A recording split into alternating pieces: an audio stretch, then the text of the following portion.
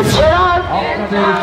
এই দিবসে আওয়াজ তুলুন, শ্রমিক স্বার্থবিরোধী শ্রম কোড বাতিল করতে হবে। পুরনো পেনশন প্রকল্প চালু করতে হবে। রাজ্যের সর্বস্তরে দুর্নীতির বিরুদ্ধে কঠোর ব্যবস্থা গ্রহণ প্রক্রিয়া বন্ধ করতে হবে। ঠিকাদারি কাজে শ্রমিকের মাসিক 9,000 টাকা করতে হবে।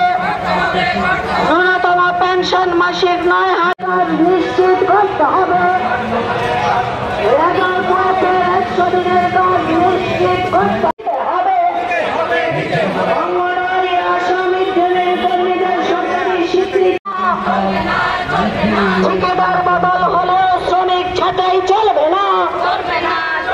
ঠিকাদার বদল হলে শ্রমিক ছাঁটাই চলবে না।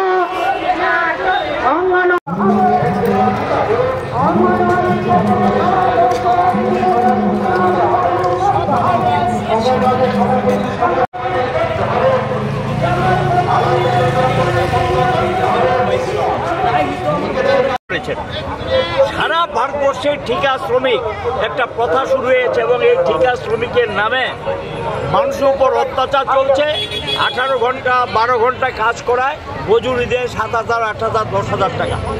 এতে তাদের শ্রমটাকে চুরি করছে সরকার, রাজ্য সরকার, কেন্দ্রীয় সরকার বিভিন্ন এই সমস্ত এগুলো করছে। এই যারা আছে আউটসোর্সিংয়ের নামে, ঠিকাদারির নামে যাদেরকে এইভাবে সারাদিন কাজ করিয়ে পয়সা দেয় না, এটার বিরুদ্ধে সকল অংশের মানুষকে ঐক্যবদ্ধ করে রাস্তায় নামানোর সিদ্ধান্ত হয়েছে। যারা অঙ্গনওয়াড়ি ওয়ার্কার সারা দেশে সমানভাবে বেতন পায় না, নির্দিষ্ট সময় বেতন পায় না। আশা ওয়ার্কাররা নির্দিষ্ট সময় বেতন পায় না। মিড-ডে-মিল ওয়ার্কার নির্দিষ্ট সময় বেতন পায় না। আমাদের রাজ্যে যারা পাম্প অপারেটর তারা বেতন পায় না। এসপিও যারা কাজ করে তারা নির্দিষ্ট টাইমে বেতন পায় না। এদের বেতন বাড়াচ্ছে না, কিন্তু তাদেরকে সারাদিন কাজ করায়। এই যে সুপ্রিম কোর্টের রায় আছে সম কাজে সমমজুরি, কিন্তু দিচ্ছে না। আমরা বলেছি 26,000 টাকার নিচে কোনো মজুরি দেওয়া যাবে না। সে যেই ধরনের লোকই হোক, যেখানেই কাজ করুক, 26,000 টাকা ন্যূনতম মজুরি তাকে দিতে হবে।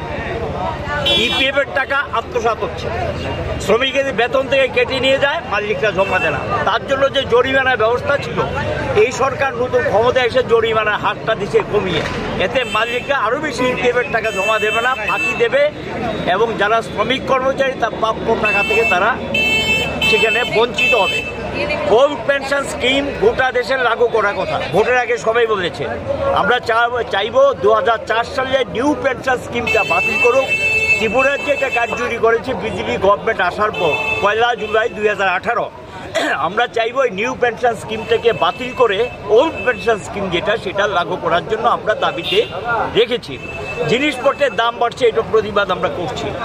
এটার সঙ্গে আছে আমাদের যে বেসরকারিকরণের কাজটা পুরোদমে শুরু করে দিয়েছে। এখন হাতে নিয়েছে প্রথম দফা জাতীয় সড়ক, ব্যাংক, ইন্স্যুরেন্স, এগুলি তারা হাতে নিয়েছেন, বন্দর এবং এয়ারপোর্ট। আমরা বলছি এই সরকারি সম্পত্তি আর বিক্রি করা যাবে না, এগুলো বন্ধ করো। আর দুর্নীতি সারা দেশে লাগামহীন চলছে এবং দুর্নীতির বিরুদ্ধে কোনো ব্যবস্থা নিচ্ছে।